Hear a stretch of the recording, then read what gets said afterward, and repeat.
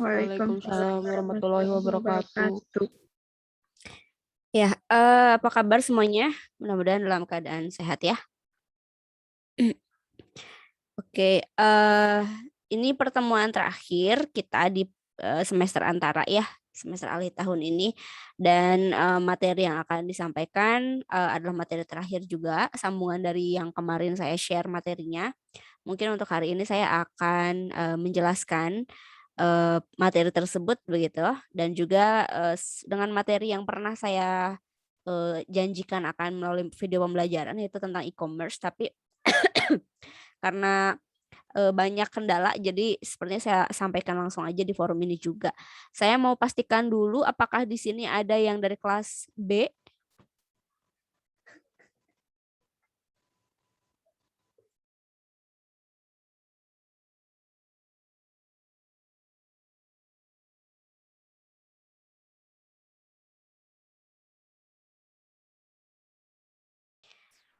Ada dari kelas B atau belum ada? Halo? Apakah suara saya terdengar? Terdengar, Bu. Terdengar, Bu. Terdengar ya, berarti nggak ada ya dari kelas B? Oke, kalau begitu, berarti saya record, pertemuan kita ini. Iya, saya langsung saja kalau gitu ya menjelaskan materi yang akan saya sampaikan. Sebentar.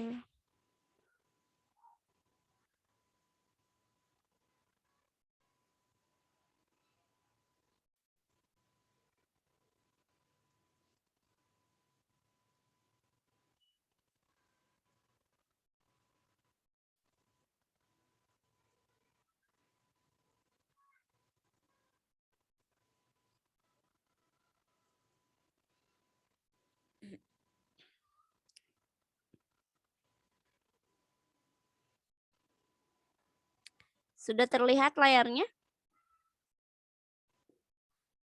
Terlihat, Bu. Sudah ya? Oke.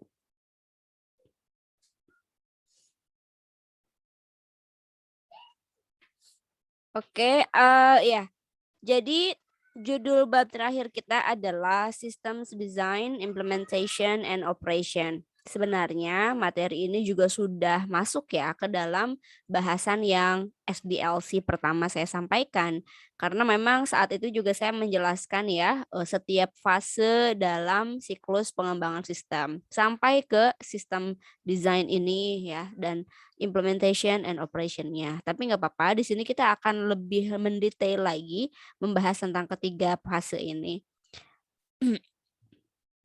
Oke, jadi yang akan kita bahas nih sekarang tentunya mengenai bagaimana proses dan juga aktivitas-aktivitas yang ada di fase desain konseptual, kemudian desain fisik, kemudian implementasi dan konversi, serta juga kita akan diskusikan tentang bagaimana proses dan aktivitas pada operation and maintenance ya. Baik, kita awali dari fase yang kedua ya, fase conceptual designs, yang kenapa kita bahasnya dari fase ini ya, kenapa tidak dari fase yang pertama. Fase yang pertama itu sudah, sebetulnya lebih detail dibahas pada pertemuan SDLC gitu, dari sistem analisis gitu ya, kemudian sampai kepada feasibility study, dan juga hasil dari tahap pertama itu adalah munculnya list kebutuhan untuk dibuatkan desain sistem, gitu. Jadi bisa kita, simpulkan bahwa sistem, analisis atau fase pertama dalam SDLC itu adalah sebetulnya mengidentifikasi kebutuhan akan sistem baru.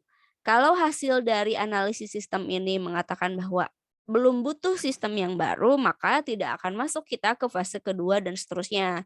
Udah aja pakai sistem yang lama. Nah, sebaliknya ketika misalnya hasil dari sistem analisis itu mengatakan bahwa, kita butuh sistem yang baru, sistem yang existing itu sudah tidak bisa digunakan lagi, maka tentu kita akan masuk ke tahapan kedua sampai ke 5 ini. Nah, sekarang kita bahas dari tahapan kedua, ini in case gitu ya, hasil dari sistem analisis mengatakan bahwa perlu kita untuk membuat atau mengembangkan sistem yang baru. Oke, apa sih yang kita kerjakan di tahap kedua ya, yaitu tahap conceptual systems design. Di sini namanya juga konsep gitu. Konsep itu masih berupa rancangan abstrak ya.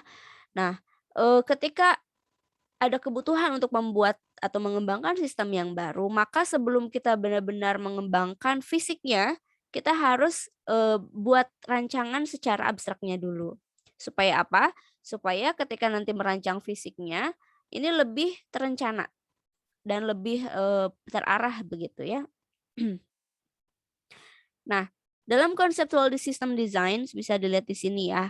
Ini terbagi ke dalam 3 tahapan proses ya. Yaitu diantaranya adalah evaluate design alternatives. Jadi kita tentunya tidak hanya memunculkan satu alternatif aja, tapi kita perlu mencari berbagai macam alternatif yang mungkin. Contohnya, kalau kita misalnya mau mengembangkan ya sistem pembukuan akuntansi ya bagi sebuah perusahaan. Let's say misalnya perusahaannya masih UMKM. Pasti ada beberapa alternatif ya yang bisa kita tawarkan kepada perusahaan itu. Apakah dia mau pembukuannya menggunakan berbasis komputer, berbasis aplikasi di komputer, contohnya misalnya yang sederhana adalah Excel, atau dia mau menggunakan misalnya aplikasi yang berbasis cloud ya, berbasis internet. Yang ini misalnya ditawarkan oleh berbagai macam vendor, seperti kalau sekarang kan kita sudah tahu banyak sekali seperti Zahir gitu ya. Kalau Zahir itu masih half local disk, half cloud. Nah, ada juga cloud full-nya ya. Ada juga yang full cloud itu seperti journal.id gitu.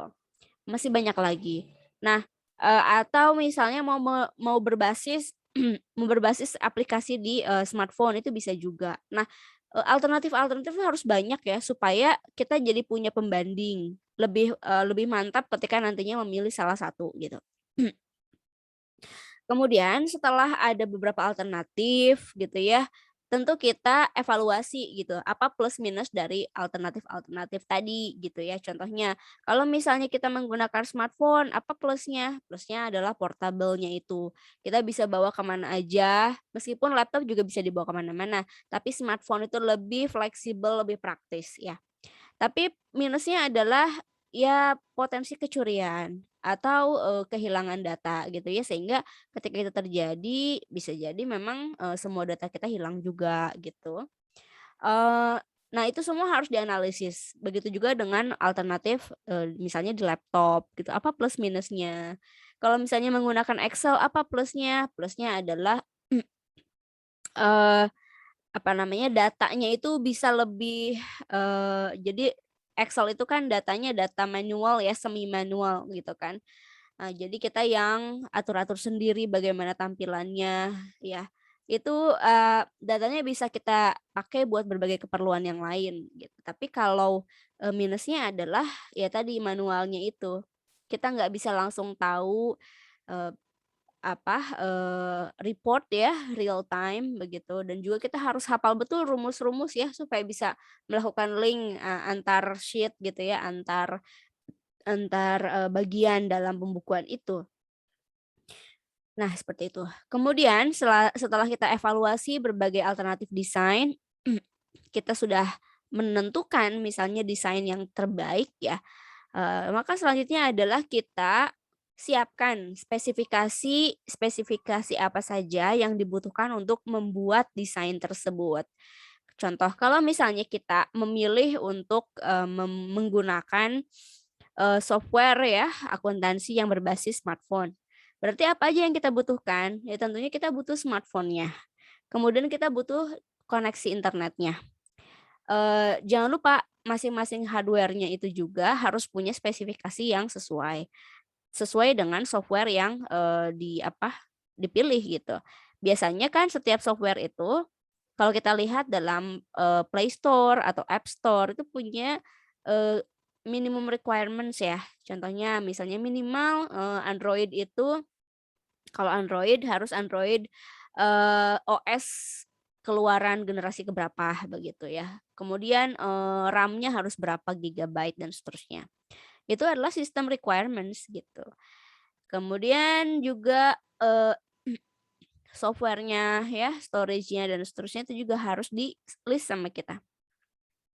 Nah, kemudian setelah kita sudah tahu apa saja bahan-bahannya, kalau dalam resep ya, bahan, alat, dan seterusnya, maka kita bisa menyiapkan.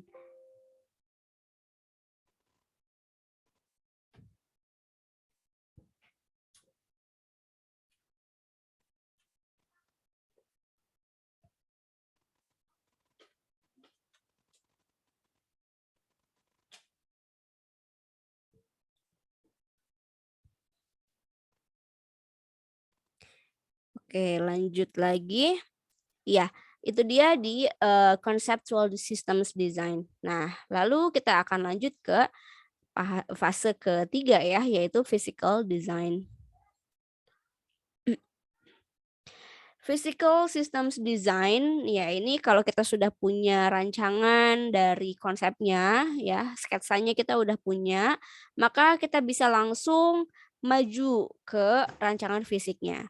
Tapi fisik di sini jangan Anda bayangkan sesuatu barang yang bisa disentuh, yang bisa diperlakukan seperti barang ya, hardware, tidak. Physical ini kalau dalam konteks sistem itu adalah apa yang bisa terlihat bagi para user dan juga yang bisa digunakan oleh para user. Nah, itu diantaranya mencakup bagaimana desain output-nya, input-nya, kemudian storage-nya ya, file dan database-nya, programnya, prosedurnya, dan kontrolnya seperti apa. Ini sudah saya jelaskan sebetulnya dalam video pembelajaran yang sebelumnya yang SDLC.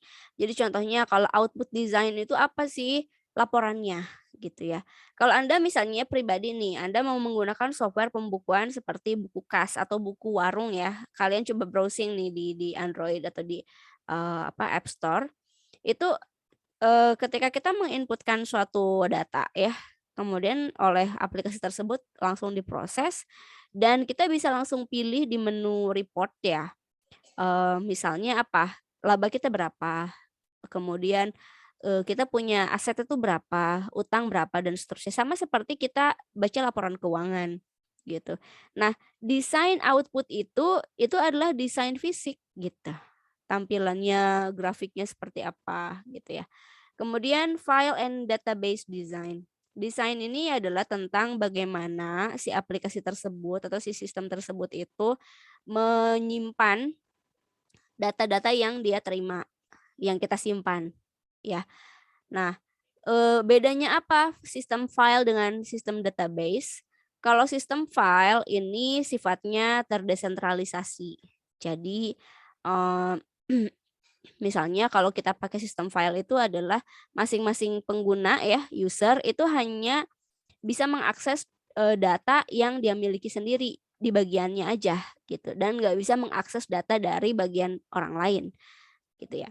Kemudian juga kalau mau ada pertukaran informasi atau data itu harus, harus disengaja. Misalnya saya butuh data dari departemen produksi ya, ya saya harus minta, begitu juga sebaliknya.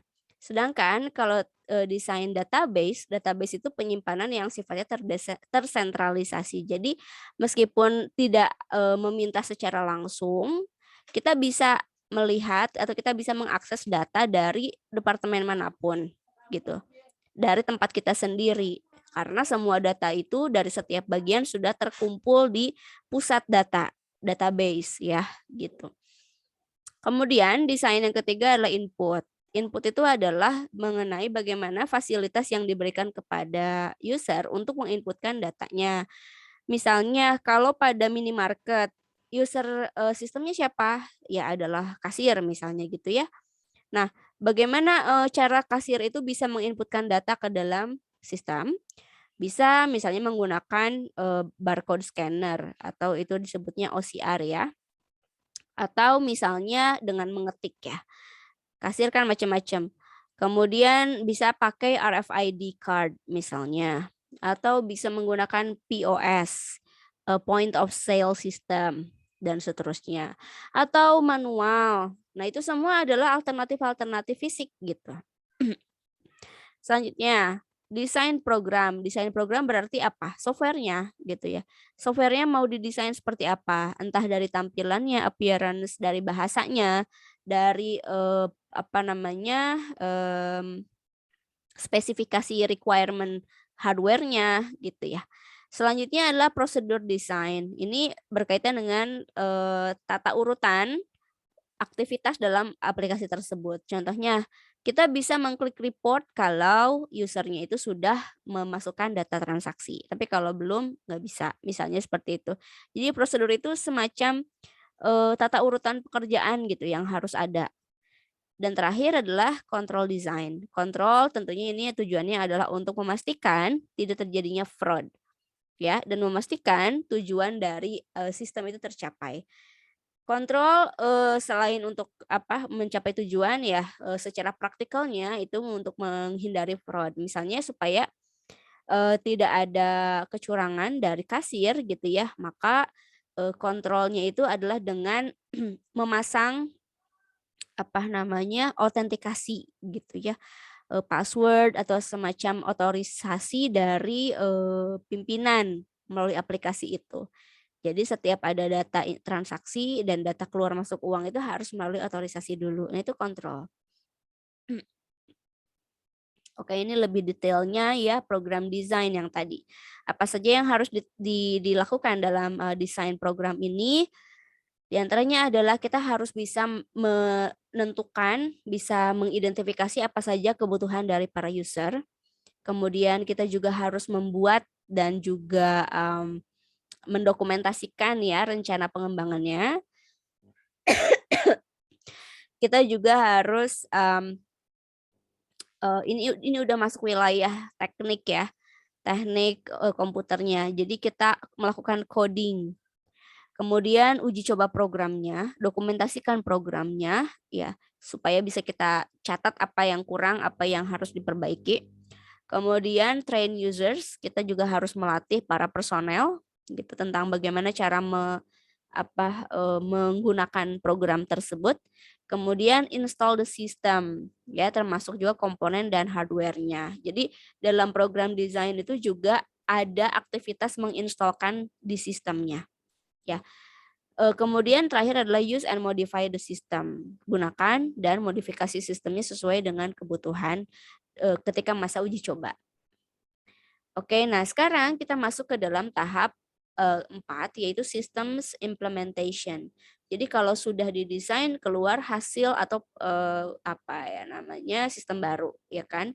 Entah itu dalam bentuk prototipe maupun sudah siap pakai. Maka yang harus kita lakukan adalah ya implementasikan gitu, terapkan.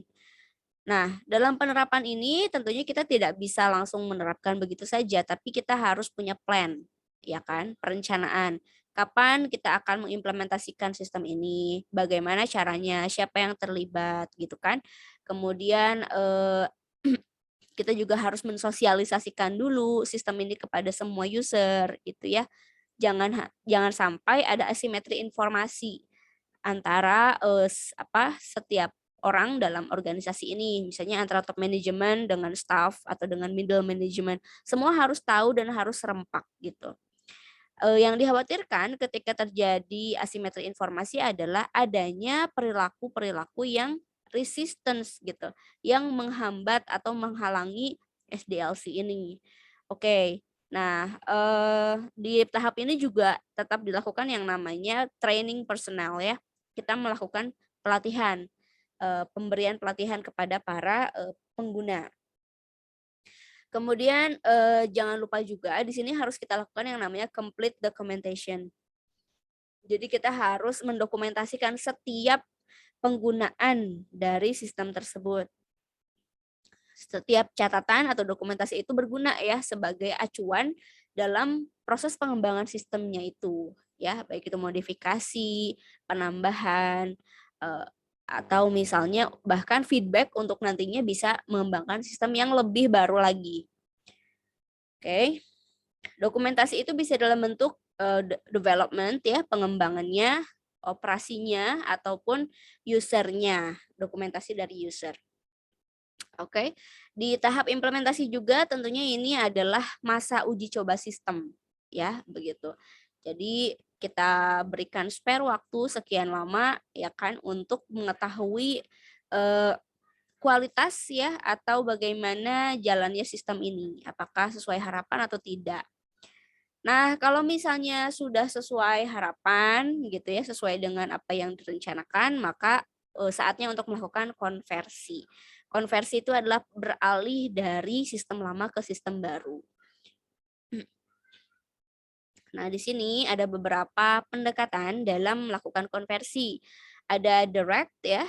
Direct itu artinya langsung aja pindah. Jadi yang lama dihentikan, yang baru langsung dipakai. Atau kedua parallel conversion. Ini paralel, jadi sebelum yang lama diterhentikan gitu ya, yang baru ini sudah dijalankan. Atau gini, sambil yang baru ini dijalankan, yang lama belum dihentikan. Supaya apa? Sebagai backup. Kalau yang baru ini masih ada kekurangan sehingga yang lama masih bisa dipakai gitu. Yang ketiga, phase in conversion. Nah, ini phase in itu bertahap, jadi gradual replacement. Tidak paralel juga gitu ya, tapi mungkin perbedaannya dengan parallel conversion adalah kalau di phase in conversion ini si penggunaan sistem yang lamanya itu semakin sedikit gitu ya, semakin dikurangi. Jadi gradual replacement gitu ya. Lama-lama nggak dipakai sama sekali. Dan yang keempat adalah implement a system in a part of an organization. Jadi pilot conversion ini sistem yang baru ini nggak langsung diterapkan di seluruh organisasi, tapi di salah satu departemen aja supaya tahu bagaimana hasilnya dulu gitu. Jadi bisa dibilang itu sebagai percobaan ya, bagian percobaan. Tadi ini ya tentang uji coba sistem juga ini ada beberapa pendekatan ya, diantaranya adalah walkthroughs ya. Kalau ini review tahap demi tahap di review, kemudian processing test data ya. Jadi ini kita mengetes ya semua transaksi yang valid dan juga yang error. Kemudian acceptance test. Nah, ini adalah kita menggunakan salinan dari data yang real. Jadi kalau kita mau mengetes sebuah sistem itu kita bisa melakukannya dengan cara ya, kita bisa review satu persatu tahapan-tahapannya. Atau kita bisa mengetes mana sih transaksi yang valid, mana yang tidak. Dan juga kita bisa pakai data transaksi yang real untuk diuji cobakan ke dalam sistem ini.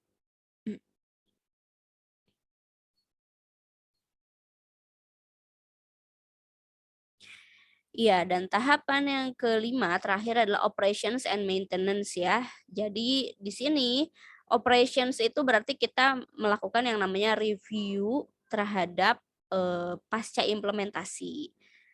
Tadi kalau dalam implementation juga ada yang namanya uji coba ya. Nah, kalau di tahapan kelima ini adalah review. Jadi dicatat lagi semacam kita bridging dari tahapan implementasi ke tahapan sistem analisis yang nanti di siklus yang baru. Jadi di review bagaimana ya pelaksanaan implementasinya, apa yang kurang dan apa yang harus ditambahkan atau diperbaiki gitu kan. Kalau ada yang harus diperbaiki berarti di sini kita harus melakukan yang namanya maintenance gitu. Maintenance bukan cuman merawat ya, tapi juga memperbaiki. Nah, dalam konteks merawat ini usaha pencegahan dari hal-hal yang bisa mengurangi kinerja sistem. Contohnya kalau misalnya dalam hardware yang kita punya, maintenance itu ada ya, dilakukan oleh vendornya tentunya. Misalnya kalau dari Android gitu kan, mereka memaintain kinerja Android itu dengan cara melakukan atau memberikan update gitu. Entah vendornya siapa, misalnya kalau ya maaf ya saya bilang merek nih. Contohnya misalnya kalau kita HP-nya Oppo, nah Oppo ini menawarkan update nggak supaya mencegah adanya hal-hal yang bisa mengurangi kinerja HP Oppo kita misalnya gitu, atau misalnya Samsung gitu ya. Nah, iPhone juga begitu dan seterusnya. Baik. Nah, itu dia adalah materi dari bab terakhir. Silakan jika ada yang mau ditanyakan, tentunya UAS kita akan berkisar ya di materi sampai ke sini gitu. Oke, sambil saya tunggu ada yang mau tanya, barangkali saya mau langsung switch ke slide yang selanjutnya. Ada yang mau bertanya? Silakan.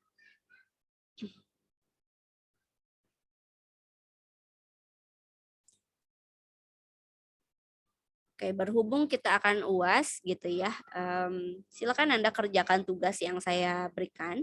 Tugasnya ini sebetulnya bukan jawaban benar salah, tapi hanya sebatas kuesioner lah ya. Saya ingin tahu seberapa jauh pemahaman Anda terhadap materi yang saya berikan. Silakan Anda isi sebisa mungkin secepatnya ya, karena ini mah nggak perlu baca-baca dulu ya, langsung jawab aja. Ini mah apa yang Anda rasakan aja begitu. Kemudian juga UAS-nya saya informasikan, UAS-nya itu tentunya bersifat case study. Materinya adalah materi dari pasca UAS sampai ke sini gitu ya.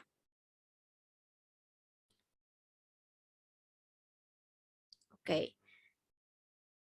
Jika tidak ada pertanyaan, saya mau sedikit cerita ya tentang e-commerce.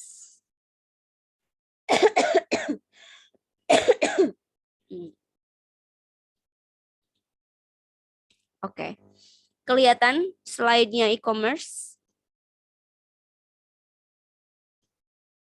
Kelihatan, Ibu. Oke.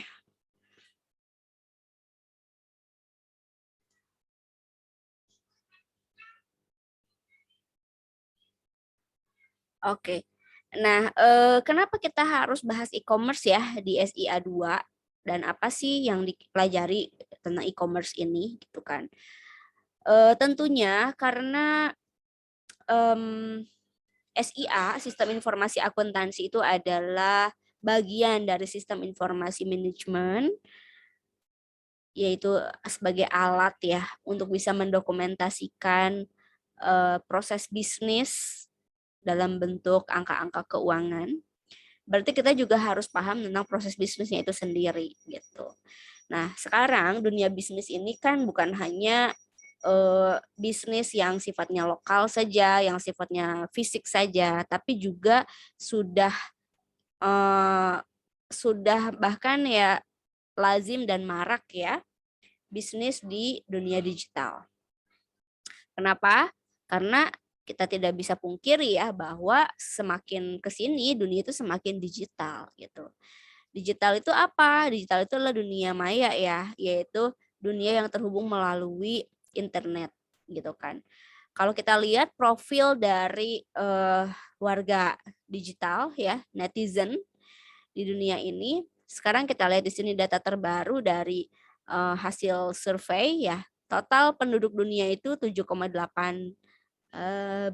miliar ya per April 2021. Dan 60% di antaranya itu udah mengenal internet atau sudah pakai internet secara aktif. 67% di antaranya itu sudah menggunakan mobile phone. Berarti bisa kita sebut mayoritas ya dari penduduk dunia itu sudah going digital gitu. Cuman sebagian kecil yang masih belum menggunakan atau belum bercengkrama dengan internet. Nah, buat apa manusia atau orang-orang itu menggunakan internet? Banyak ya tujuannya. Bisa dilihat di sini, ya sekedar mencari informasi atau mencari info tutorial ya, tutorial hijab, tutorial masakan, tutorial bikin sesuatu apapun itu. Ada lagi tujuannya adalah researching products and brands. Jadi kepoin barang-barang. Itu yang kita sebut sebagai shopping ya. Dan ini tuh ada sekitar 26,5% orang-orang yang berusia 16 sampai 64 ya yang menggunakan internet tujuan utamanya untuk shopping. Mungkin Anda salah satunya, mungkin ya. Dan tujuan-tujuan yang lainnya ini banyak sekali ya. Ada yang buat streaming lagu, streaming video, ada yang untuk belajar, untuk game ya, untuk apa lagi? Sosial mediaan gitu, untuk misalnya connecting with people gitu kan ya. Nah, tapi kita highlight yang ini, yang untuk shopping. Oh, berarti gitu ya, udah banyak sekali orang yang memanfaatkan internet ini untuk melakukan aktivitas bisnis gitu, untuk belanja, untuk shopping. Dan ini harus menjadi perhatian ya dari dunia bisnis ya kan. Ini peluang besar, apalagi nih kita lihat di Indonesia. Lihat ya, ini adalah data yang diambil per Januari 2021. Jadi ini adalah menggambarkan aktivitas pada tahun 2020 akhir. Jadi kita lihat di sini secara rata-rata 76,8% ya orang-orang yang berusia 16 sampai 64 di dunia ini itu sudah belanja online. Setidaknya sekali di dalam sebulan terakhir. Dan surprisingly gitu ya, kita lihat di sini Indonesia itu adalah negara dengan persentase penduduk paling rajin belanja online gitu ya. Ada 87,1% orang Indonesia yang udah kenal belanja online. Ya mungkin kita salah satunya juga ya gitu. Ini prestasi atau apa ya? Ya setidaknya ini bagi para e-commerce, bagi para businessman e-commerce ya ini merupakan peluang yang sangat besar gitu. Bisnis di Indonesia tuh. Makanya jangan heran kalau di televisi atau di media apapun ya gencar sekali tuh ya iklan dari para marketplace ya kan. Let's say misalnya Tokopedia, Shopee, Lazada, apalagi ya banyak banget. Blibli.com, ada Bukalapak, JDID, oh banyak sekali ya. Itu karena apa? Melihat data ini gitu. Oh di Indonesia tuh benar-benar sangat terbuka lebar potensi untuk usahanya. Kemudian ini adalah juga data yang menunjukkan bagaimana aktivitas e-commerce ya di Indonesia. Coba kita lihat di sini, 93% orang-orang itu pakai internet ya untuk mencari barang-barang atau jasa lewat online. Kemudian 87,3%-nya setidaknya mengunjungi situs belanja online. Jadi cuman visit aja, belum tentu beli. Kemudian 78,2%-nya menggunakan aplikasi shopping mobile ya. Ini sangat tinggi ya. 78 itu. Kemudian 87,1-nya sudah melakukan praktik membeli melalui device apapun. Baik itu lewat laptop, tablet maupun lewat mobile phone. Nah, kemudian ini 79,1-nya membeli ya. Tidak hanya browsing-browsing tapi sampai membeli produk melalui mobile phone. Ini tinggi sekali. Ya, nah ini adalah e-commerce adoption by age and gender. Bisa kita lihat di sini yang warna biru muda adalah wanita, yang warna biru tua adalah pria ya. Secara keseluruhan ya wanita lebih senang belanja ya gitu. Dan kalau dari segi umur kita bisa lihat di sini hampir rata ya semua umur. Yang paling puncaknya itu adalah antara umur 25 sampai 54 gitu. Di bawah 16 sedikit ya lebih sedikit ya. Dan di atas 54 juga lebih sedikit gitu.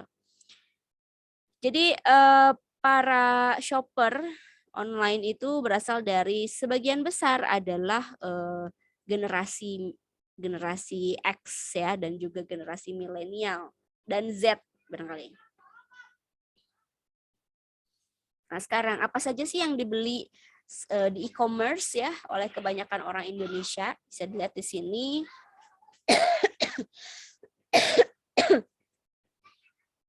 Kalau dari segi angkanya bisa kita lihat di sini nih. Yang paling menjanjikan atau yang paling besar angkanya itu adalah ini apa digital music ya. Nah, berarti di sini banyak banget orang Indonesia yang senang sekali streaming lagu gitu.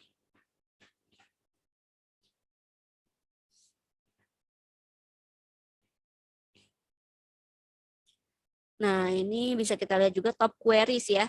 Kata yang paling banyak di browsing di Google oleh orang Indonesia. Di antaranya adalah HP ya, HP nggak tahu ini HP merek HP atau HP handphone, Samsung, Oppo, iPhone, Vivo.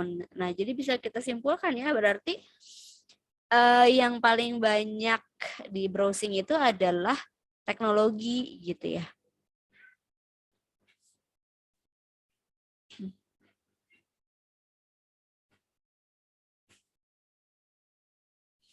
Oke, kita lihat di sini top 6 e-commerce in Indonesia quarter 1 2021. Coba lihat sebentar.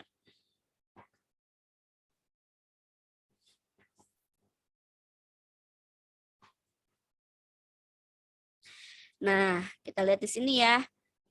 Ini data ya. Jadi ada beberapa e-commerce yang merajai pangsa pasar di Indonesia itu diantaranya pertama Tokopedia, ini paling banyak dengan 135,08 juta klik ya. Kemudian Shopee, Bukalapak, Lazada, Blibli, dan Bineka.com. Ini memang adalah bisnis yang sangat menjanjikan di Indonesia.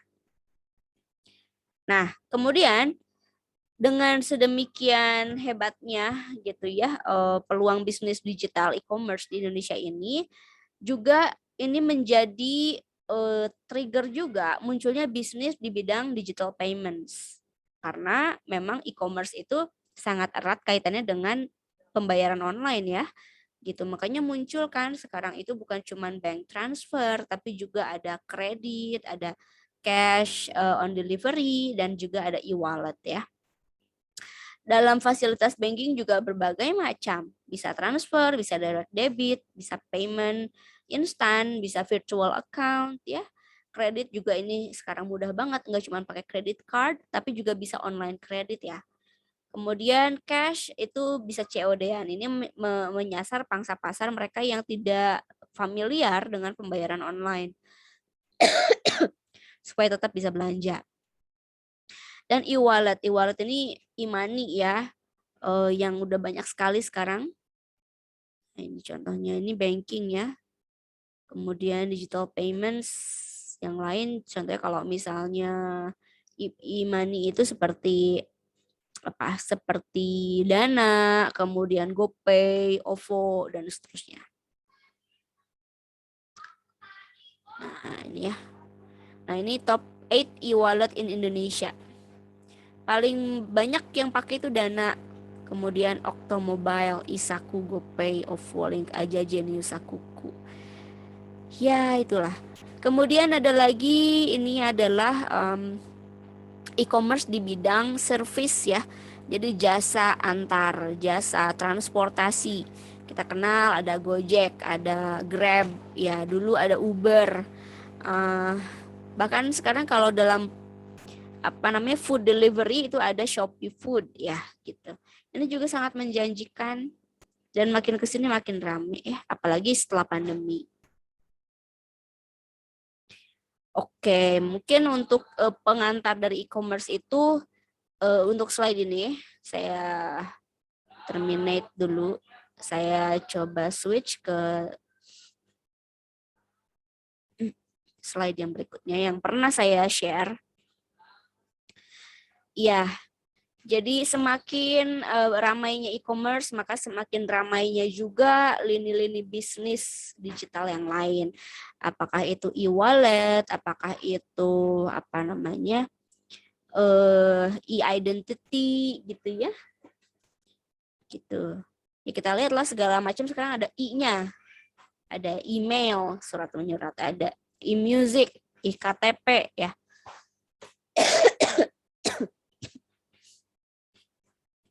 Kita sebut itu sebagai namanya digitization atau digitalisasi. Nah, ini semua adalah fitur dari yang disebut dengan Industri 4.0 dan sebentar lagi kita akan Industri 5.0. Ya. selain digitalisasi, yang menjadi atribut dari Industri 4.0 juga adalah virtualization, customization, smart sensor networks, big data, analytics, dan content-based filtering. Akan saya jelaskan satu persatu ya. Digitalization tadi itu, nah selanjutnya adalah virtualization. Virtualization ini sebenarnya kelanjutan dari digitalisasi. Karena sekarang itu segala macam sudah ada versi digitalnya, maka semua versi digital itu berkumpul dalam sebuah dunia baru yang disebut dunia virtual, ya kan? Kita sekarang ini juga merupakan aktivitas di dunia virtual ya. Kita bertemu meskipun tidak bertatap muka secara fisik. Ini adalah dunia virtual. Ada Zoom gitu kan. Bahkan untuk games itu juga kita bisa tahu ada yang namanya Second Life ya. Silakan Anda cari-cari aja tuh apa ya. Kemudian cryptocurrency. Jadi berbagai hal itu dalam versi digital saja. Oke, kemudian fitur yang selanjutnya adalah customization. Jadi bagi dunia bisnis, era digital ini gitu ya memaksa mereka untuk bisa menawarkan produk dengan customization. Mereka supaya bisa bertahan ya dalam persaingan dengan yang lain, itu memberikan keleluasaan bagi konsumen untuk meminta kostumisasi dari produk-produk yang mereka inginkan. Contoh nih, jangan yang simpel-simpel yang udah versi versi paling tingginya itu misalnya mobil ya. Mobil itu kita bisa custom loh gitu. Misalnya kita mau pesan ini mobil apa ya? Toyota apa nih, Camry atau Altis. Ini misalnya kita nggak mau ya warnanya full red seperti ini. Saya misalnya pengen dashboardnya warna hitam, bisa ya di custom gitu. Bannya, velgnya misalnya kita pengen ganti, pengen velg sport, itu bisa juga. Bukan mobil ya, bukan hanya mobil, hal yang lain juga bisa custom. Contoh lain misalnya di IKEA ya. Ini adalah perusahaan furniture yang sangat besar ya. Nah, customization yang bisa ditawarkan di IKEA adalah contohnya kalau misalnya mau pasang kitchen set itu bisa konsumen sendiri yang melakukan planning. Nanti tinggal dikonsultasikan sama desainer interiornya IKEA, kemudian nanti bisa dipasangkan. Bahkan mereka juga membuat aplikasi ya dengan teknologi augmented reality seperti ini nih. Jadi kalau kita mau beli furniture IKEA itu kita perkirakan dulu apakah si ukurannya fit dengan ruangan kita atau tidak. Sehingga ya ini bermanfaat banget sih. Saya juga pernah mencoba kita arahkan aja handphone kita ke sudut atau ke lokasi di rumah kita yang ingin kita isi dengan produk IKEA-nya. Nanti terus kita pilih produk tersebut, nanti akan muncul seperti real ya si produknya sudah ada di ruangan kita. Jadi kita nggak akan sampai salah beli gitu. Udah capek-capek ke tokonya terus beli, datang produknya ternyata nggak cukup. Kemudian laptop ya juga bisa di custom nih. Nah, customization yang lain seperti contohnya smart mirror ya. Smart mirror itu mirror ya, cermin, tapi bukan cermin biasa. Cermin ini bukan hanya memantulkan bayangan kita aja, tapi juga bisa melakukan measurement, pengukuran terhadap body kita. Ini biasa dipakai di seperti toko baju ya. Jadi kita nggak perlu nanya-nanya ini ada ukuran yang apa aja gitu yang sesuai dengan kita. Kita tinggal nantinya berdiri di depan cermin ukur tersebut, kemudian si cermin tadi nanti akan mengukur badan kita. Panjang badan gitu ya, kemudian lebar pakaiannya dan seterusnya. Kemudian ya nanti kita tinggal tinggal bisa tahu mana baju yang paling sesuai sama kita. Ada lagi smart parking ya, parking pintar. Jadi ini kita bisa booking tempat parkir bahkan sebelum kita sampai di lokasi. Kita semuanya udah digital. Nah, tapi ya dengan berbagai kehebatan dari e-commerce, e-business, dan juga memang peluang yang besar, berbarengan dengan itu juga ada risiko yang juga tidak kecil ya, besar juga gitu kan. Apa aja risiko dari e-business itu? Ya tentunya adalah fraud yang e-fraud juga alias cyber fraud gitu. Kalau kita banyak berselancar di dunia maya, jangan lupa juga untuk melengkapi hardware kita dan software kita itu dengan antivirus atau misalnya anti malware gitu ya. Karena itu berbahaya banget. Itu bisa merugikan kita secara finansial ya kan, apalagi kalau kita banyak bertransaksi dengan handphone. Jadi mobile payment. Pastikan dilengkapi dengan security. Jangan lupa update software gitu ya. Dan juga jangan sembarangan install software apalagi yang free. Kemudian juga apa?